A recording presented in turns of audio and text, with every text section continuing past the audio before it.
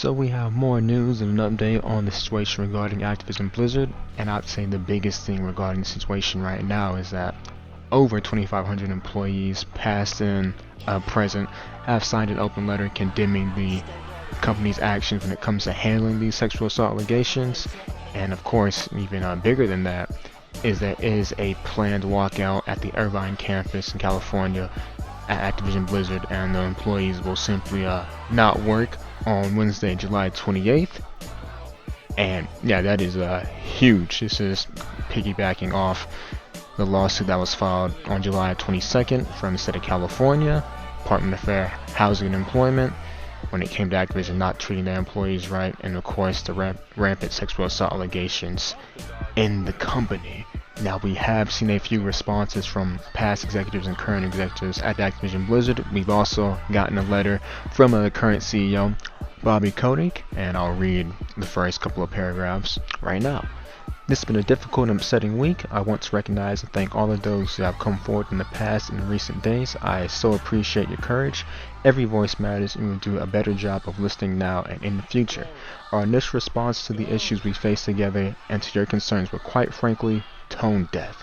It is imperative that we acknowledge all perspectives and experience and respect the feelings of those who have been mistreated in any way. I'm sorry that we did not provide the right empathy and understanding.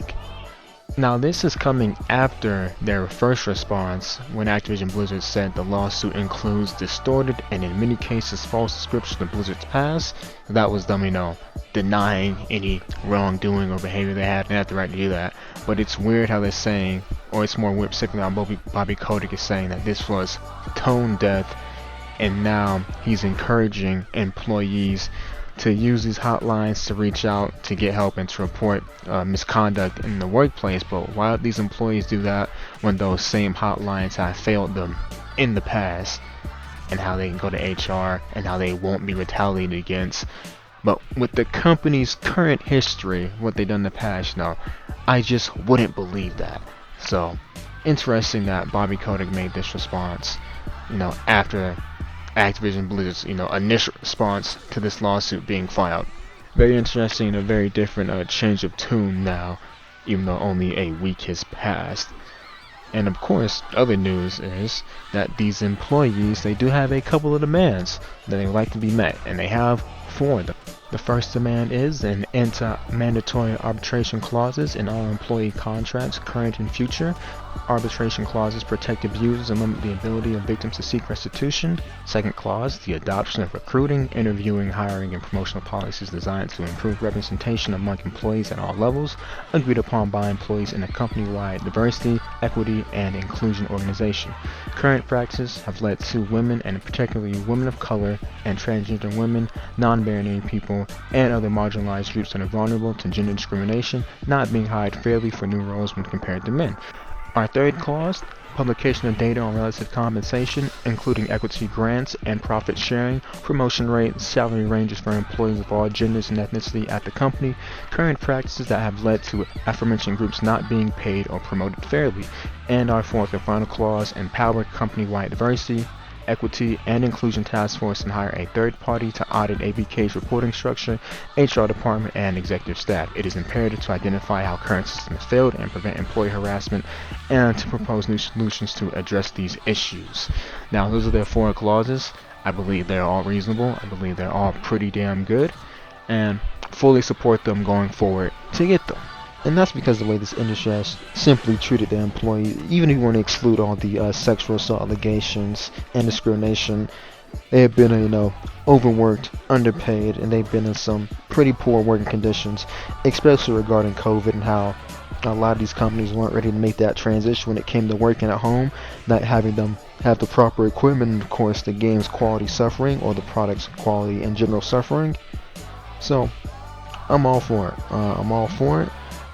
One thing to be wary of, though, is I saw that Activision Blizzard was offering paid time off during the strike, so that seems like a good way to bust this whole thing up. And you just gotta wait for Activision to see what they're gonna do and how that going to damage control and try to distract the masses while this whole situation is going on, and just wait for it to blow over. I'm also waiting to see what they're gonna do to these employees that do participate in this walkout. Because in the past, employees, when they have participated in walkouts, they've been fired and they've been like, well, we're sorry, we'll do better, and then nothing happens.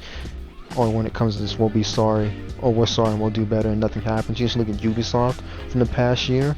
So, you also have to just monitor what they're doing in the long term after this, because even if the strike goes well, we need to see what happens like a year after. Like, how's the work environment has improved?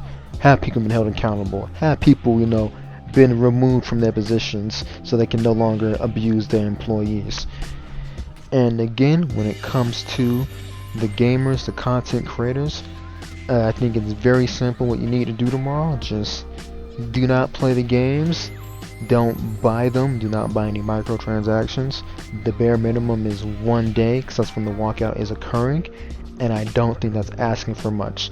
Because the other things you could do, you could donate to these organizations. And again, here are the few organizations that these employees have, recommended supporting solidarity: Black Girls Code, Futures Without Violence, Girls Who Code, RAIN, Women in Animation, Women in Games International. So those are organizations that you can read up on and donate. Again, the bare minimum is, not playing these games, at least for tomorrow, no positive coverage, and of course, not, incentivizing Activision monetarily by buying skins, cosmetics, and etc.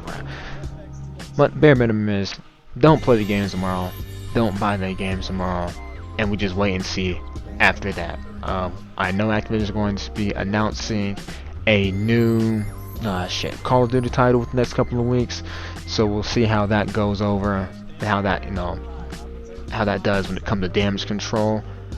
But I will update you guys when there is more stuff to come out. This has been a very interesting development, and we'll see how the strike goes tomorrow on July 28th. So without the way, ladies and gentlemen, y'all stay safe, and I'm out.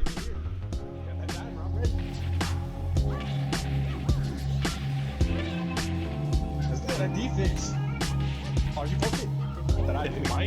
If Mike's fucking the dude's Mike guard is ever good, Mike just run around checking square, bro. Like